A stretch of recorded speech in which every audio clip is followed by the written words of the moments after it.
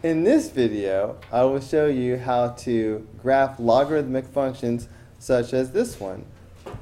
I will also show you how to find the x-intercept and the y-intercept, the domain and range, and the asymptote. But let's start with a table of values for the parent function.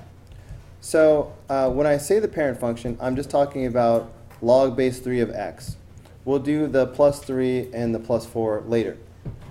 Now, one thing that's unusual about graphing a log function is that normally we start with the x values and then we come up with the y values. Not so with your logarithmic functions. For log functions, we always start with the y value first, and then we will find the x values that go with them.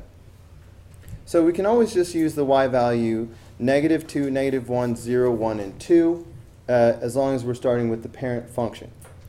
So in order to find the x values that go with them, I need to write the parent function in exponential form. So look, just to make it extra clear, the parent function is y equals log base 3 of x. If I wrote this in exponential form, it would be x equals 3 to the y power. So this is the version that I'm going to use to find all my x's. So that means I would have 3 to the -2 power, and 3 to the -1 power, 3 to the 0 power, 3 to the 1 power, 3 to the 2 power.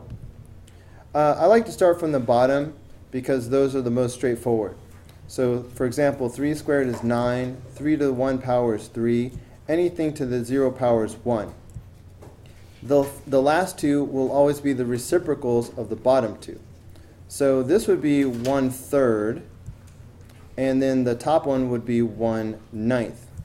But look, what I'd really like to do is write these as decimals so that I can more easily do the transformations.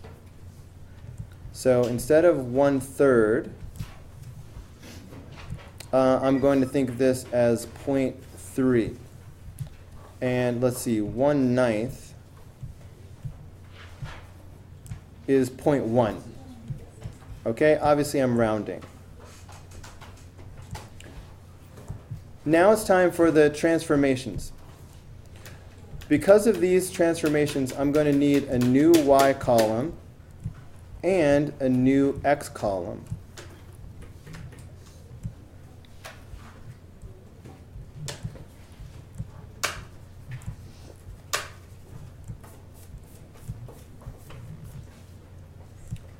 Anything happening outside of the function is happening to the y values.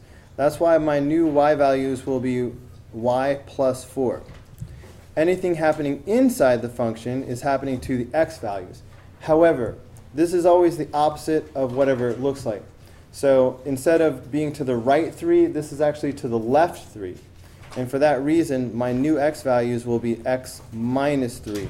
So be careful. So my new y values will be 2, 3, 4, 5, and 6. I just added 4 to everything. Okay? If I do 0.1 minus 3, that's -2.9. Okay? If I do 0.3 minus 3, that's -2.7. Okay, obviously 1 minus 3 is -2, 3 minus 3 is 0, and 9 minus 3 is 6. So I have my new x values and my new y values. Before I start plotting them, pay attention to where the asymptote is going to be. Please remember that for logarithmic functions, there is a vertical asymptote. It starts at the y-axis. Since there is a horizontal shift that is left 3, that's where the vertical asymptote should be. So there's going to be a vertical asymptote at -3. And you should show that as a dotted line. Now we can just plot these points. So negative 2.9 comma 2 is going to be like so close it almost appears to be touching the line. Okay, negative 2.7 comma 3. Okay.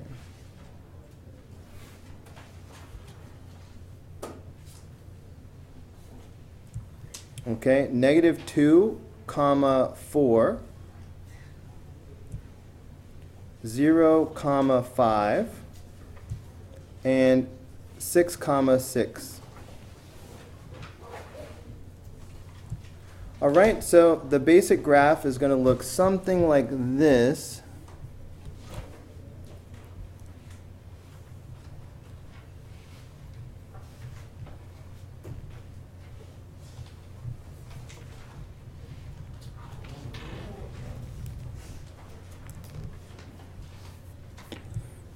Okay, so now we need to say the domain and range and the intercepts and the asymptote. So the domain is going to be, so that's left to right, so negative 3 to infinity. Make sure you don't use a bracket because it never really touches the asymptote. The range is from bottom to top, so that's negative infinity to positive infinity.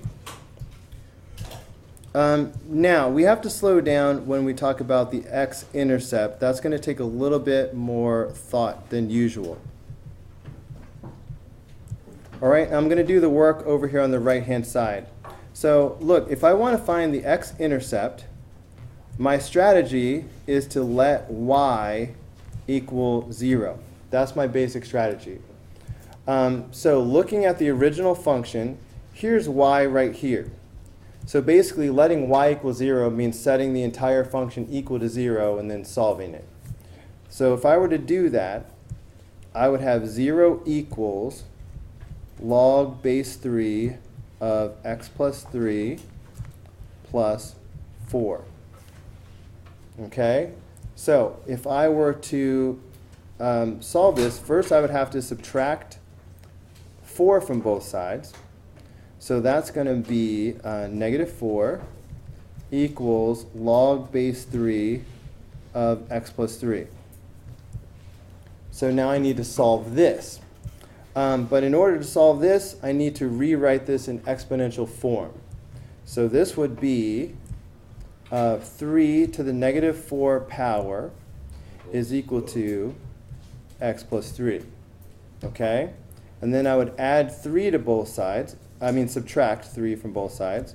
So this will be 3 to the negative 4 power minus 3. Now, don't forget that 3 to the negative 4 power is really 1 over 3 to the 4th. Correct. 1 over 3 to the 4th, which is really 1 over 81. Okay? So this is going to be really, really close to negative 3. Negative 242 over 81. Yeah, if you do like denominators and all that, it comes out to be, say that one more time. Negative 242 over 81. Negative 242 over 81. Okay? Would you like me to go through step by step the whole with the denominators and all that? So that's why the x-intercept is going to be negative 242 over 81 comma 0. Okay? Of course, the y-intercept, we don't have to do any of that because it's right on the chart, 0 comma 5.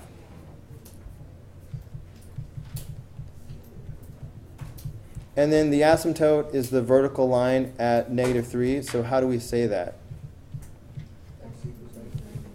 Correct. So the asymptote is x equals negative 3. Let's start by simply graphing the parent function, which is this, which is just this part of it, without the horizontal shift or the vertical shift. So focusing on that part of it, then we should start with a table of values. The thing that makes graphing logarithmic functions different is that normally we start with the x values and then we find the y values that go with them.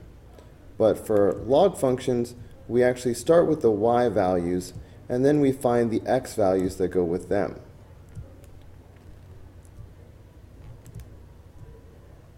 So let's start with the y values of -2, -1, 0, 1, and 2. We can just always start with those same 5 y values. Now let's find the x values that go with them. So looking at the parent function, y equals log x. And of course it's understood that there's a base 10 here, is the common log. If we were to rewrite this in exponent form, this would be, we'd have 10 to the y power is equal to x. And this is the form that we will use to find all of these x values. Because what we're really doing is we're doing 10 to all of these y values. So 10 to the -2 power, 10 to the -1 power, 10 to the 0 power, 10 to the 1 power, and 10 to the second power. I always like to start from the bottom because the positive exponents are easier to see automatically. 10 squared is 100, which clearly will be way off the chart, but it's still good to have it on this table. 10 to the 1 power is just going to be 10. Anything to the 0 power is 1. Now these top two will just be the reciprocals of the bottom two. So this one will be 1/10, and this one will be 1/100th.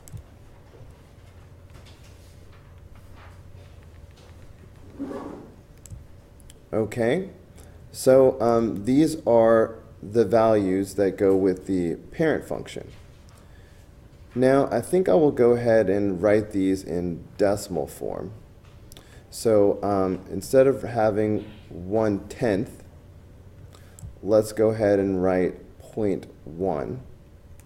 And instead of having 1/100th, that's the same thing as 0.01. Okay, that'll make it easier for what comes next. So now it's time to do the transformations with the +1 and the +5. So this is going to change the y value and the x value. So we'll have a new y value and we will have new x values.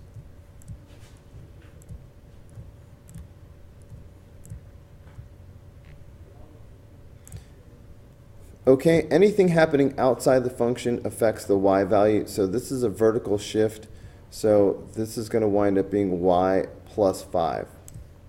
Anything happening inside the function is affecting the x value. But remember, this is the opposite of what it looks like. So this is actually a shift left 1.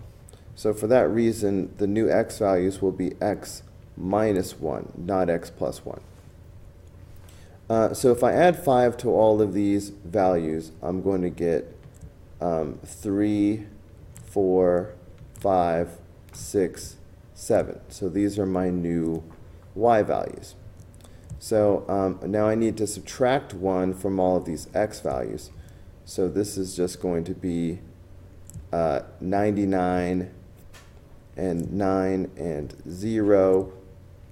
Okay, now these with the decimals, we will get negative 0.9 and negative 0.99. Okay, and if you need to, you can just do that on a 4-function calculator, even though you will not have a scientific calculator. Okay, so now we can ignore the blue values and we're just graphing the red values. Before we do that, let's pay attention to the asymptote first. Remember that logarithms have vertical asymptotes. And if there was no horizontal shift, the vertical asymptote would be the y-axis itself. So because of this shift 1 to the left, we will actually have a vertical asymptote at -1. So you should sketch that as a dotted line. So we will have this asymptote like this.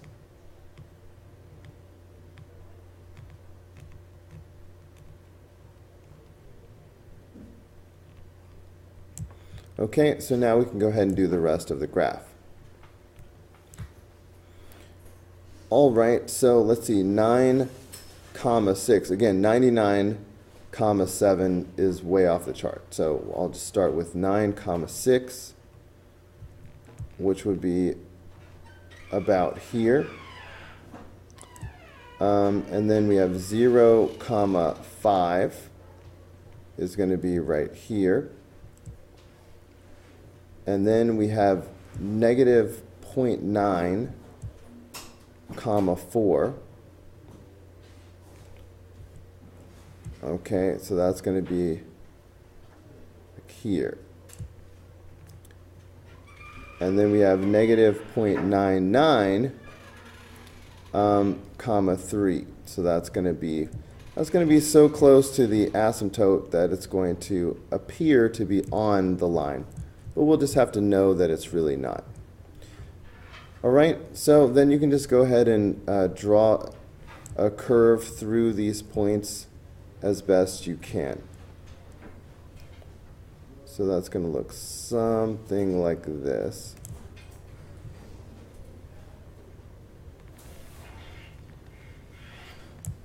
Okay, and the rest of this graph really should just trace this asymptote.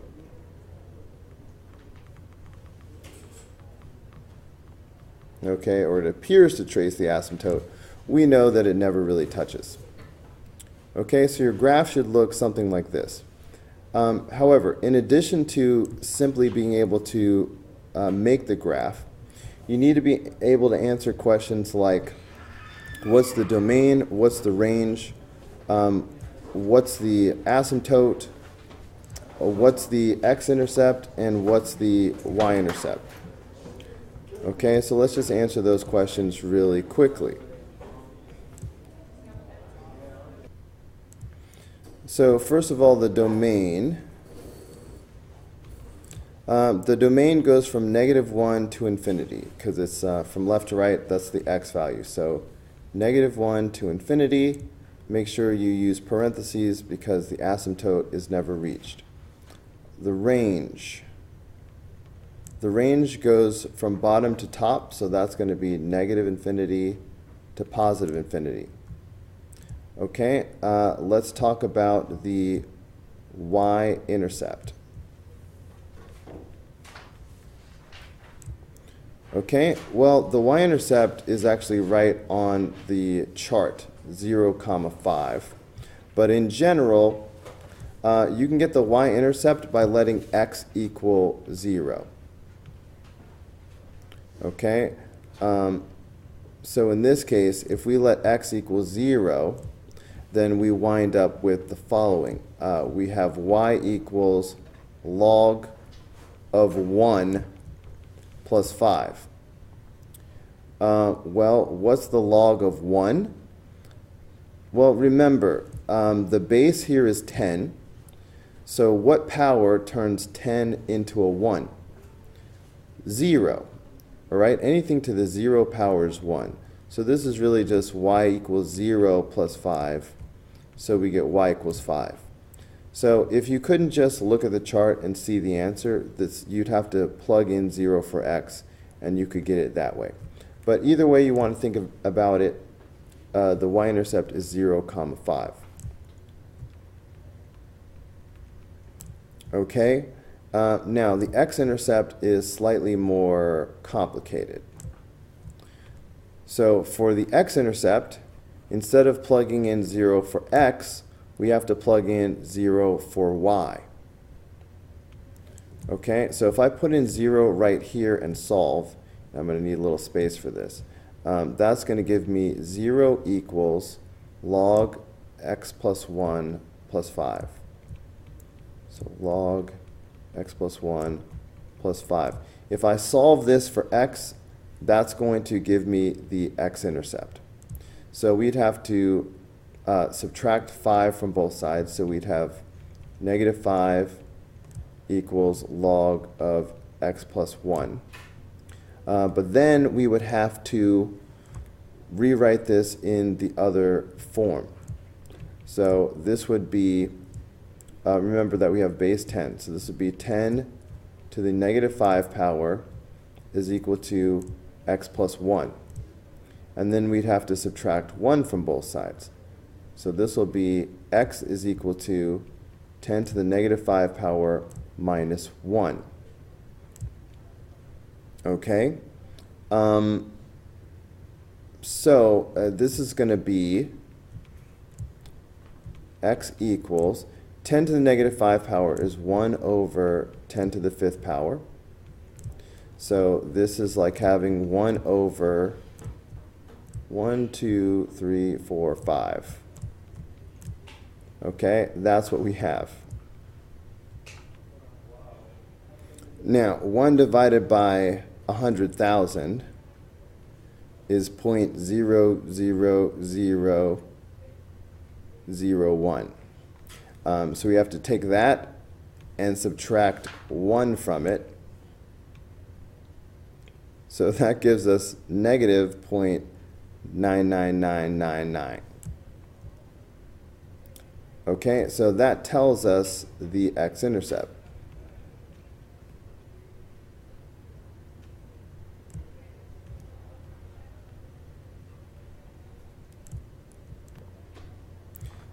Okay, so the x-intercept is going to be negative 0.99999, comma 0.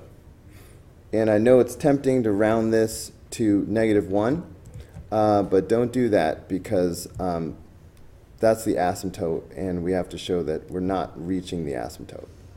The last thing, speaking of the asymptote, you need to be able to say what the asymptote is. So the asymptote, of course, is the vertical line x equals negative 1. So please, in addition to being able to graph the function, you have to be able to state these 5 things.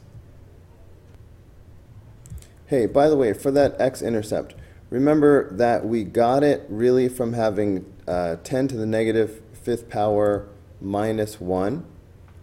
I would have accepted this for the x-intercept. I would have accepted 10 to the negative 5th power minus 1, comma 0.